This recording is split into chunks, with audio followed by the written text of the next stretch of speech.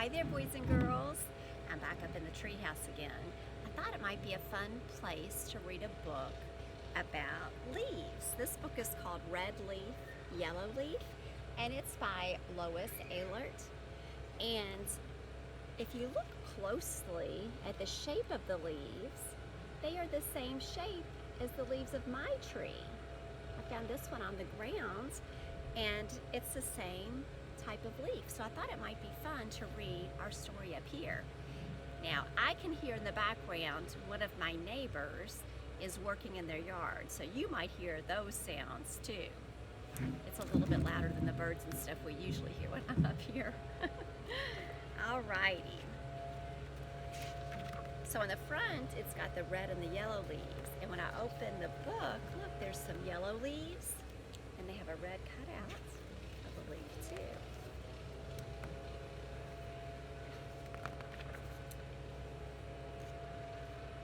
Alrighty. I've been saving this little leaf from my sugar maple tree so I could show it to you.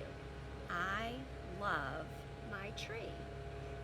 And so the person they paper clipped a little leaf to a piece of paper that said the first spring leaf. I don't know if you ever make a craft with leaves. That can be fun to do. It was born long before I was. The wind blew seeds from the big maple trees into the woods. They twirled and whirled as they fell to the ground. I don't know if you've ever seen these little whirly birds. I see them every spring. They come out of this tree into my yard.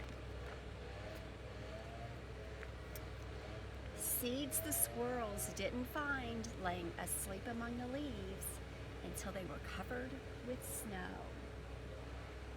Can you see the squirrel? He's kind of hard to see in that picture. He's blending in a little bit with the leaves. When the spring sun warmed the seeds, they sprouted and sent roots down into the soil. So when the seeds planted into the soil, they sprouted up, little baby trees.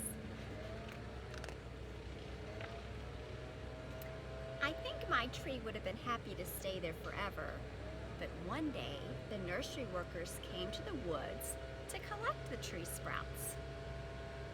So the workers came and gathered them up, and they were careful to protect the roots of the little baby trees. They transplanted the sprouts and tended them year after year. And just as the trees were settling in, they were measured and marked and then uprooted again. So when they got big enough, they marked what kind of tree they were and where they were going, and they dug them up again. Why do you think they dug them up? Where do you think they might have gone? Let's see what they did. Each ball of roots was wrapped and tied with twine. So they made these pictures super close up, so it's kind of tricky to tell what it is sometimes. But this is the tree trunk, and these are the roots all wrapped up in twine. The branches would have been up here and the leaves up at the very top, but they don't show that in this picture. My tree was loaded onto a truck filled with other trees and delivered to a garden center.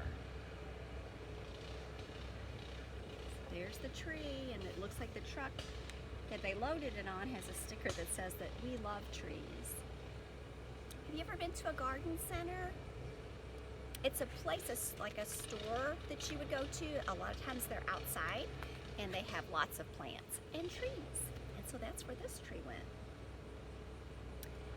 When we went there in the fall and picked out my tree, Dad had already dug a hole, and the hole was waiting for it.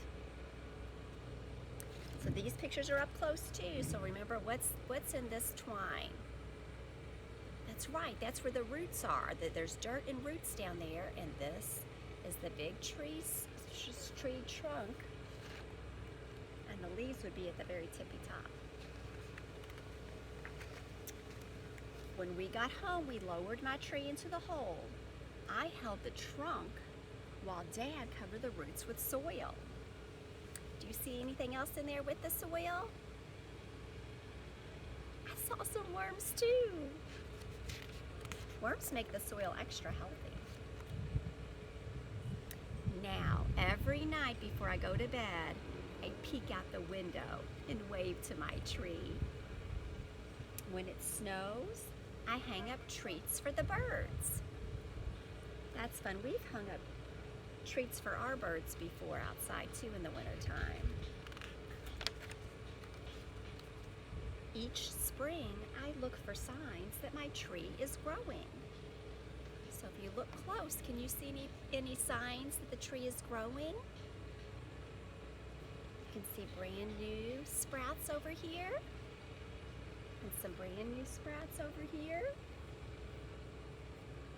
It looks like a kite got stuck in the tree. I don't know if that helps it grow, but it sure is fun. By late summer, the crown of leaves is bushy and green.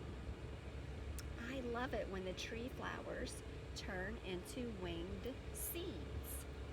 So, those are those seeds again, like we saw at the very beginning of the book, that planted and made the baby tree.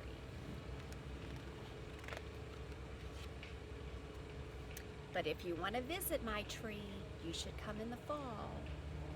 That's my favorite time. Can you guess why?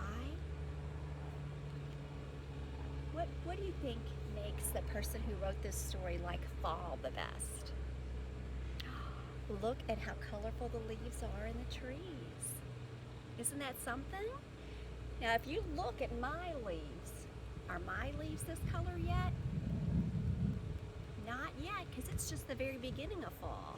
And at the beginning, before it's remember, they're green before, like mine, and then they will turn into these pretty colors. And once they turn, they fall. So this one that I found on the ground is already starting to turn a little bit. If you look really closely, you can see a little bit of orange on it and a lot of green still. But it still fell, so I don't know. Well, I hope you have fun at your house. Maybe if you go for a walk today, because it is a pretty day, you can notice some of the trees in your neighborhood. If I look around my neighborhood, a lot of our trees are still green, but we're starting to see a little bit of red on the tippy tops, and some of them I'm starting to see a little bit of yellow. So you'll have to look and see what you're seeing in your neighborhood too.